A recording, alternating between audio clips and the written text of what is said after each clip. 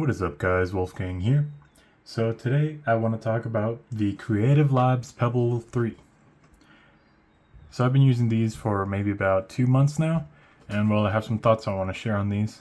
So very quickly, let's go on to the design.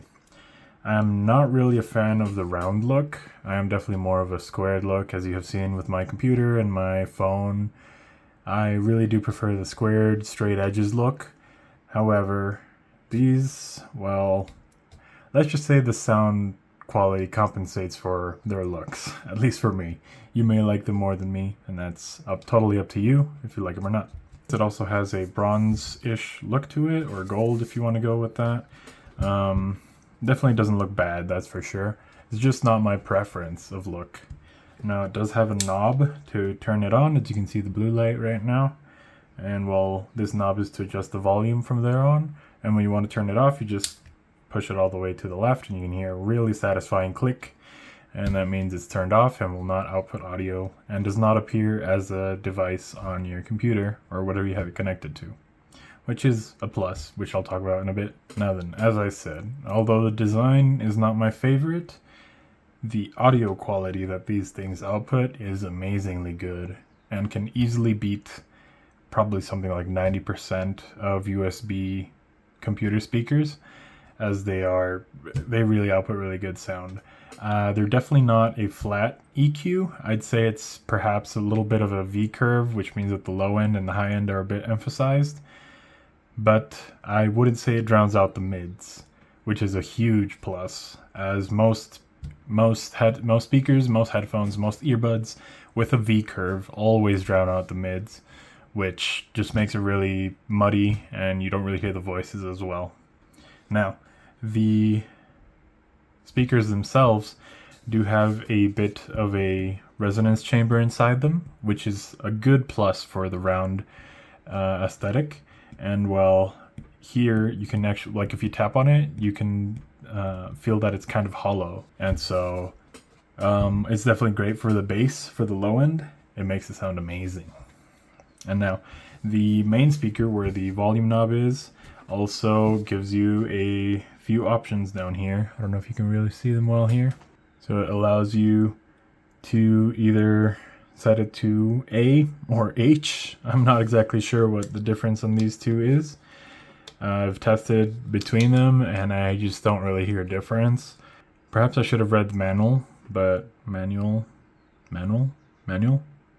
But point is, I don't really notice a big difference when switching between these two modes. And so, well, for the moment, I just don't really mind which one it's in. And well, I will give you a brief sound test. This is a video from Tomographic. He made a song, sort of a parody, but referring to the, well, not so recent change to the Warzone map. And well, I really do love Warzone, and he's a really great YouTuber. I love watching his videos, and so I'm gonna show you guys a brief sample of that. I will be using my phone's microphone as it is unedited. My main microphone does have has already been tuned to my voice, and it took me a while, so I think I'd rather not mess that up to make it a flat EQ. But, well, here's the sound sample. For the audio sample, I was going to record it on, or play the audio directly from my tablet, as the CPU cooler on my computer does make a bit of noise, and well, you can hear that right now. And so, unfortunately, well, we'll have that little bit of noise in the background, but it shouldn't be too much of an issue. I can try to process it a little bit in post, that way I can eliminate that. So this is what it sounds like after applying some filters to reduce that amount of sound. All right, so now you've heard that. I was going to also, the reason I didn't do it on my tablet is because, well, I noticed that this blue light turned green, and of course the volume did not go as high, which makes sense as a tablet doesn't have exactly a 850 watt power supply as my computer does. So, well, that's a bummer. As I said, I'll just reduce the volume a little bit on the fan noise in post. And well, this video that I want to show the audio clip from is from a YouTuber called Tomographic. He makes videos playing video games. And well, this song is referring to Warzone, as it refers to the not so recent change of map from Verdansk, which was the original, to the new Caldera map, which, well, I'm not much of a fan of either. So Tomographic made this video with a singer called Madishu. Sorry for mispronouncing that, but they're both really good at what they do. And so I highly recommend you go check each one of them out. And now here we go with the sound sample.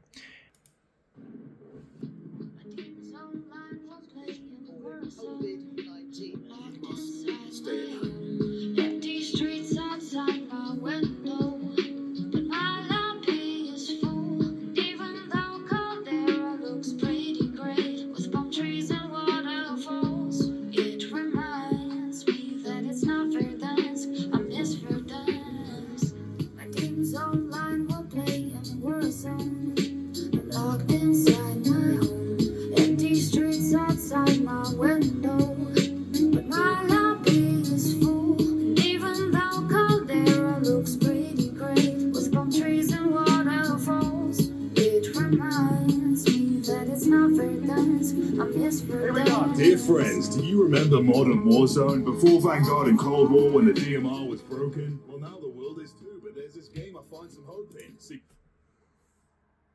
Now then, for some of you that may want to compare it to other speakers, it is powered by USB Type-C, and it comes with a Type-A adapter in case you want to hook that up that way. And this is the only cord that it uses for both power and sound. And while the speakers themselves are 8-watt speakers, which is pretty good in the world of computer speakers. Now, another plus that these speakers have is Bluetooth pairing, which means that if you want to play music from your phone, you can do that without having to plug the USB-C cable into your phone. So all you got to do is press this button right here, and it makes a little sound. That means it's paired. I'll do it again just to make sure that you can hear the sounds that it makes. So when you press it, it's looking for the device, paired. So fairly quickly, and well, you can play music with ease from your phone or from your computer. Now then, when it comes to price, these are actually quite affordable, believe it or not. So these, which are the Bluetooth version, cost $40.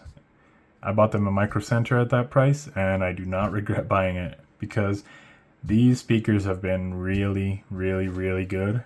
I'm very happy with the quality and the flexibility, having the Bluetooth function and having a great knob for adjusting the volume. I do wish they were squared, but for the size and the audio quality, it's just an excellent price.